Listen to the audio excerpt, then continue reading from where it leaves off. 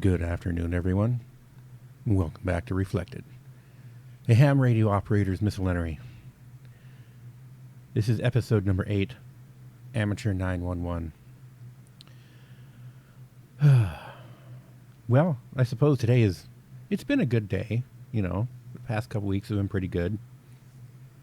The weather has drastically improved. It's been nice. You know, it's been in the low to mid 80s with about 90% humidity, 80 to 90% humidity, something like that. So, which is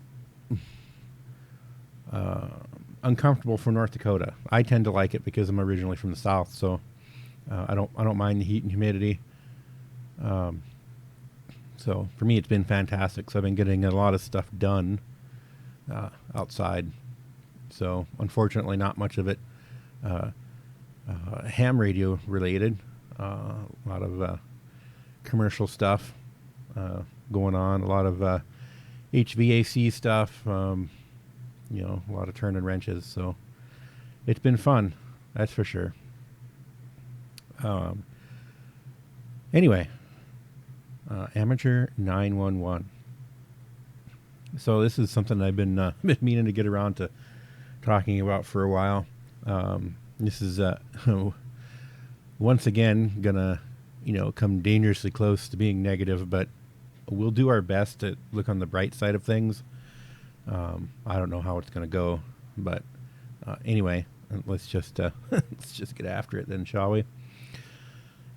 So, a couple months ago, I was sitting in the parking lot of our local Target, waiting for the wife and the little ones. They were inside doing some shopping, so I was sitting out in the vehicle and listening to some HF, and at the same time I had my VHF on, and it just so happened there was a parade going on that day.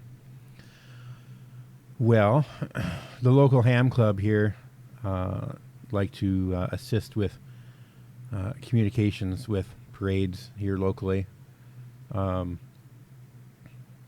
that can be interesting in and itself, I guess, considering the fragility of our ham network around here. It can be interesting. Anyway,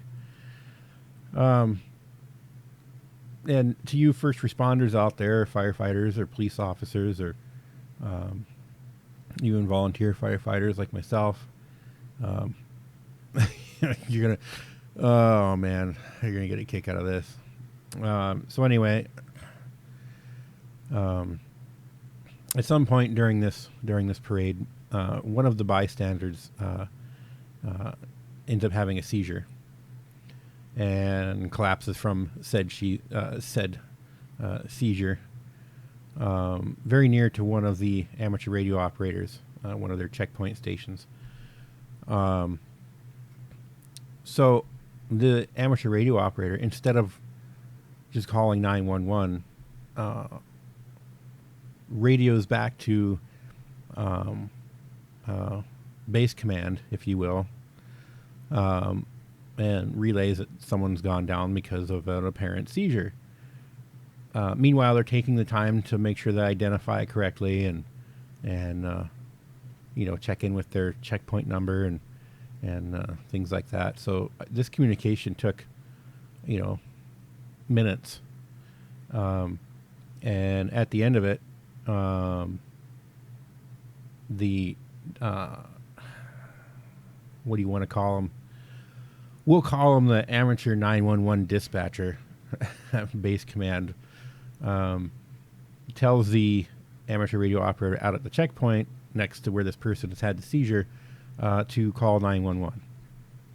So, like I said, minutes have transpired. This poor individual is having a seizure. Fortunately, I believe other bystanders have had at that time already called 911. So that's fortunate, and I do believe that the person survived. So that's good. So there's if there's a silver lining out of this, it's that the person survived. There was no there was no fatalities. But I remember the conversation, or how the amateur radio operator at the checkpoint worded it. He said something along the lines of, "Yeah, we've had a casualty here. One of the bystanders seems to have collapsed from what appears to be a seizure," and then insert call sign and checkpoint location, whatever.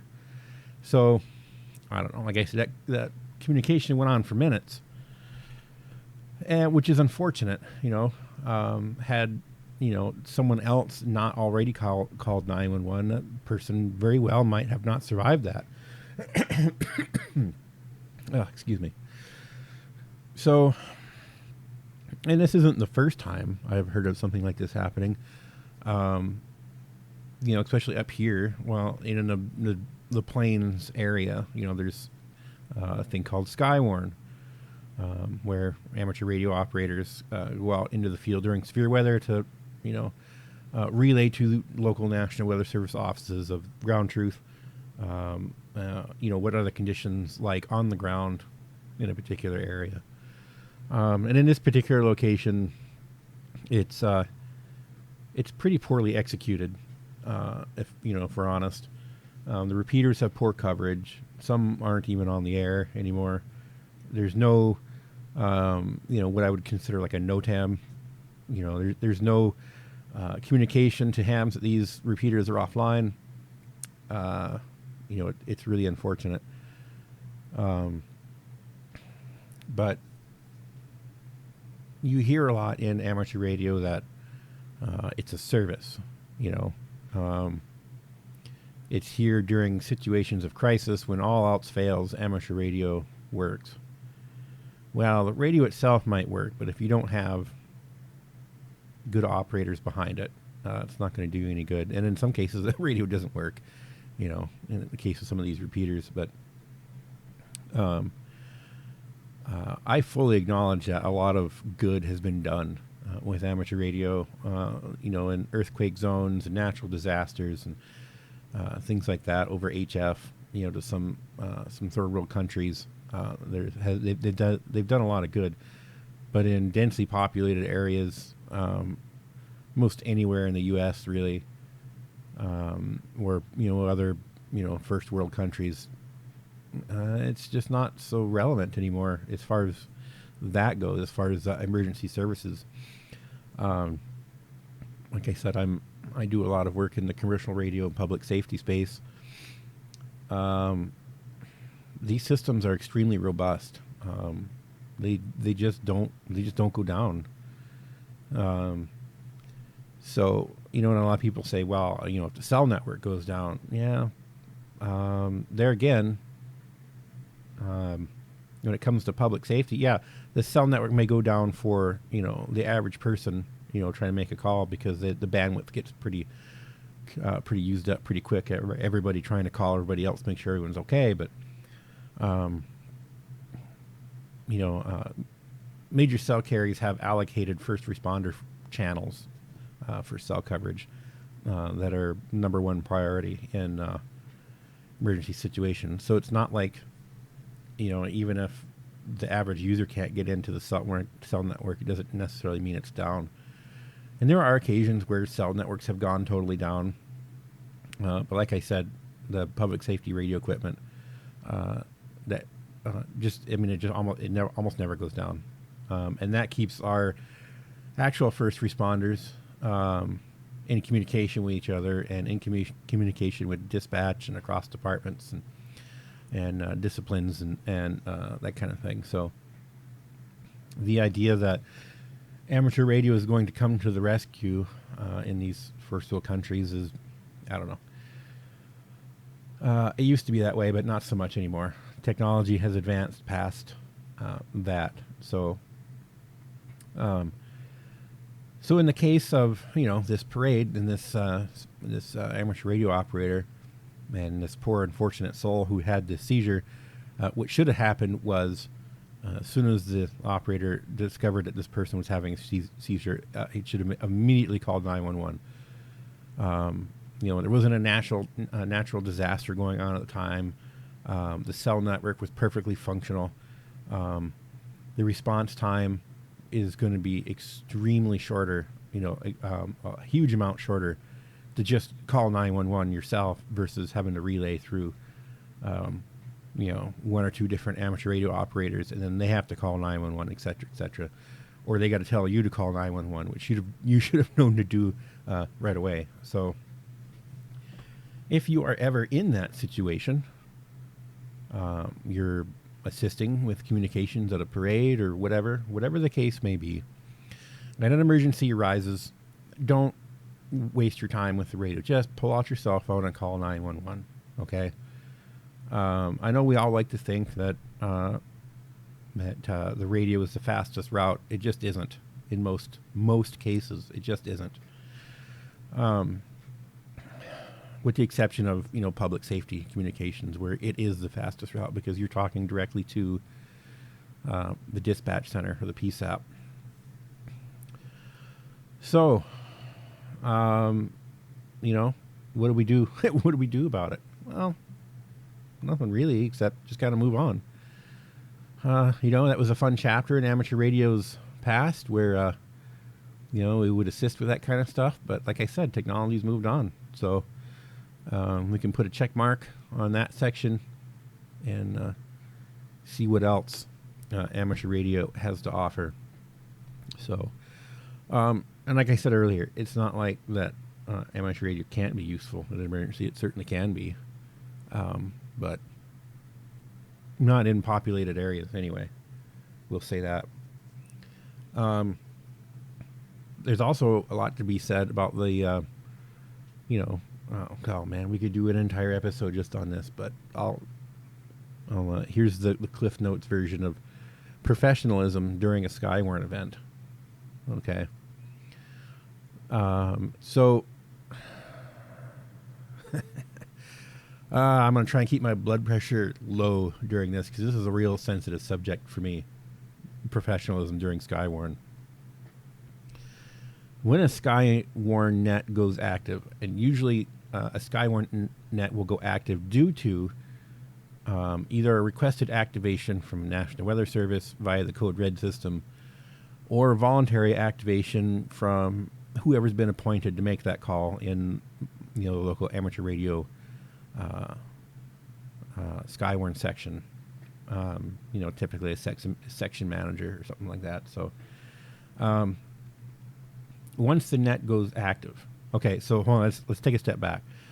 Before the net goes active, you've got your normal 2 meter traffic. People are talking to each other, carrying on, et cetera. They might already be discussing the weather at that point. The conversation is cool and relaxed, and people are having more of the rag chew type stuff. But as soon as that net goes active, as soon as the net control says, whatever call sign of the net control station is, Skywarn activation has commenced, or whatever your trigger phrase is, all the non-essential traffic and chatter stops.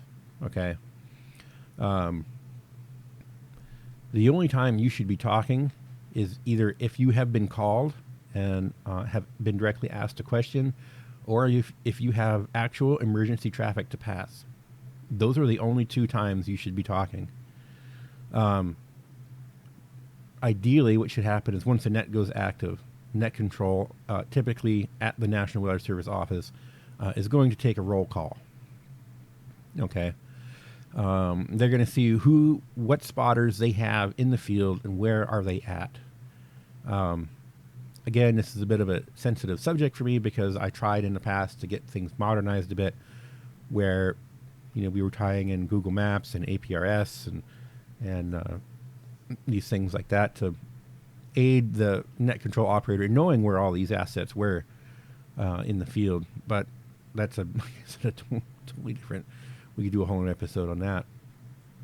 So anyway, net control takes roll call, finds out what assets he has out in the field.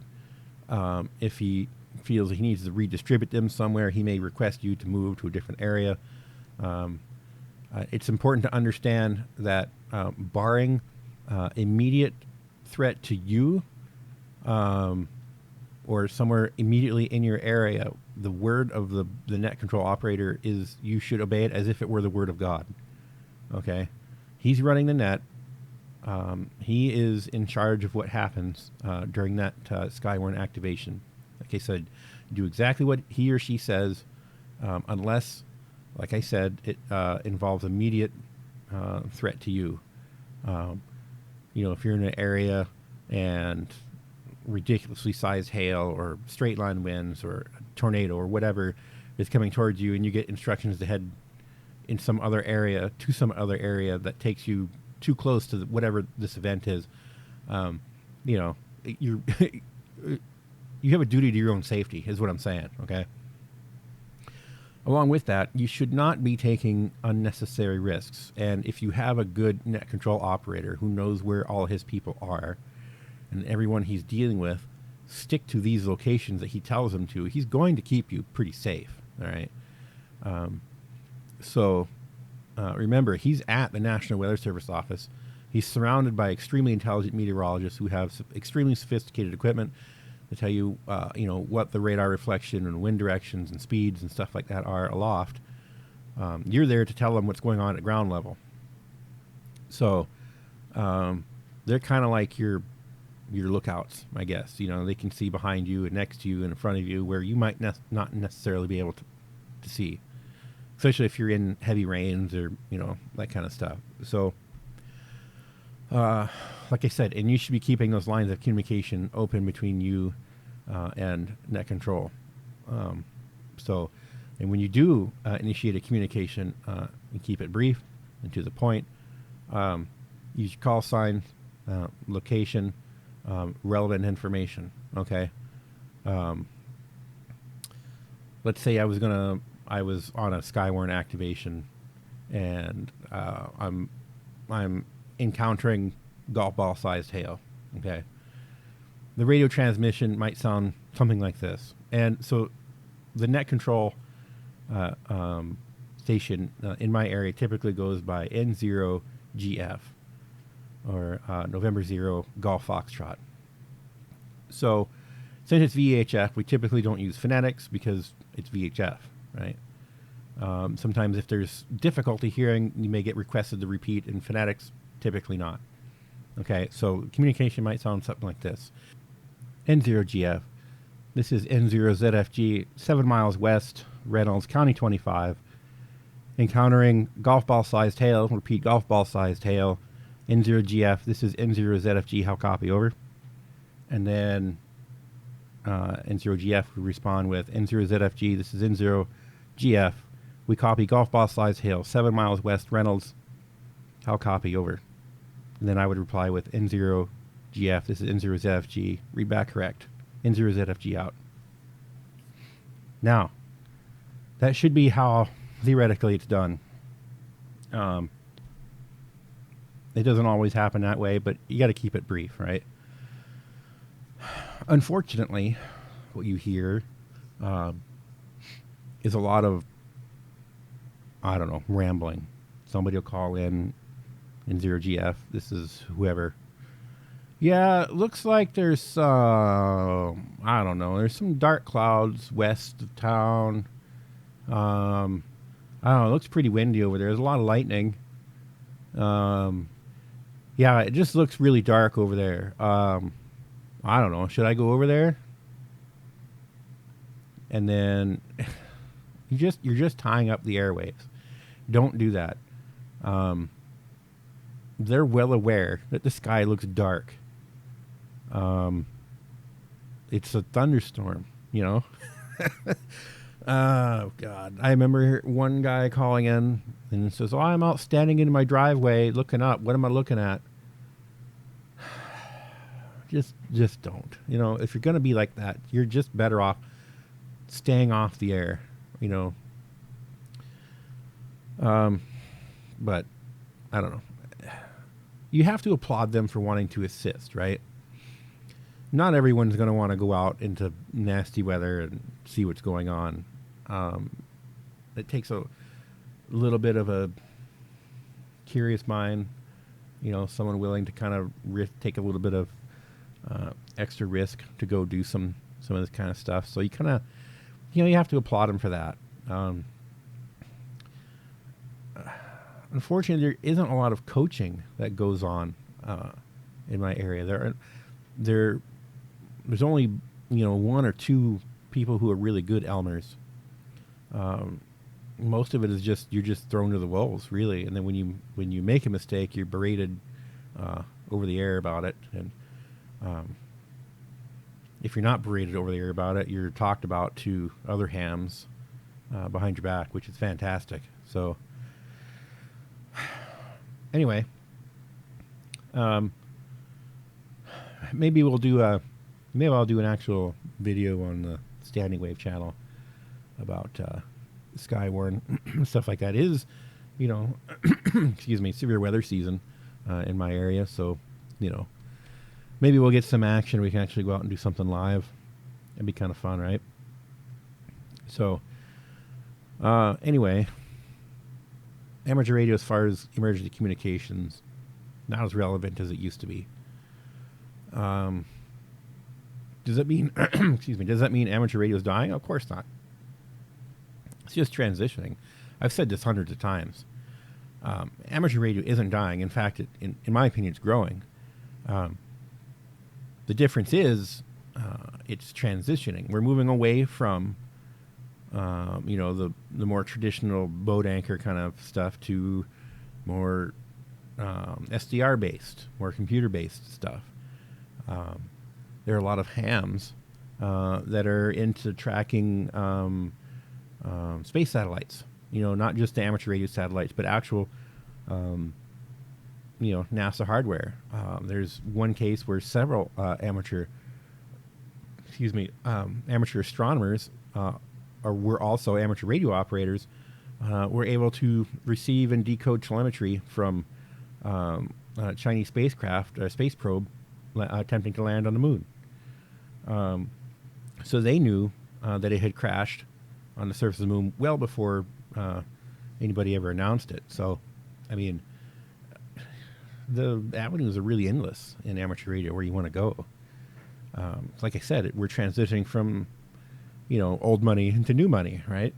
So, and there are, unfortunately, those people who resist change and resent it, and they look at it as, they're being tossed aside, and this older equipment is just being tossed in the garbage, and that's unfortunate. And that's certainly not what's happening. All of this older equipment is, it's still perfectly serviceable, right? You can still use it. I have quite a few tube-driven transmitters and receivers myself. Do I use it every day? No, I've got a much more efficient, much more sensitive, higher power, solid state transceiver for that. But I still occasionally like to pull out the tube-driven stuff just to play with it. It's fun. I'm of course I'm still working on learning CW, so it's always fun. And there was a long time where everyone thought, well, no one wants to learn CW, and that's Morse code is what I'm saying. CW, continuous wave, Morse code. There's quite a few people. A lot of new hams are learning CW. It's a fantastic mode to operate in. It's a lot of fun. And it seems like more and more, as newer people are getting into it, you're starting to see more and more educational things for CW come out. More new ham friendly stuff coming out for CW. It used to be that and they're still out there, obviously, but the old crusty ham that, unless you're doing, 1,000 words a minute, you're nobody, and you shouldn't even be on the air. Those people are still out there. But then, on the other side of it, there's the guys that, if you can barely do 5 words a minute, it's fantastic. You're out there, you're on the air, you're learning, right? That's great. It's absolutely great. We need more of that. So I think that's kind of the crux of the whole thing, really, is we need more Elmers.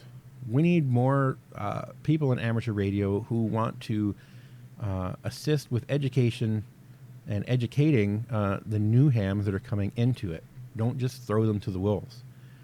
Along with that, these people who are doing the educating are at the same time learning new things, right? Getting into software-defined radio and digital modes and more computer-based amateur radio activities, because that's what the new hams want to do, right? So it's finding Elmers that want to learn the new stuff and want to pass on the new stuff and are embracing the change.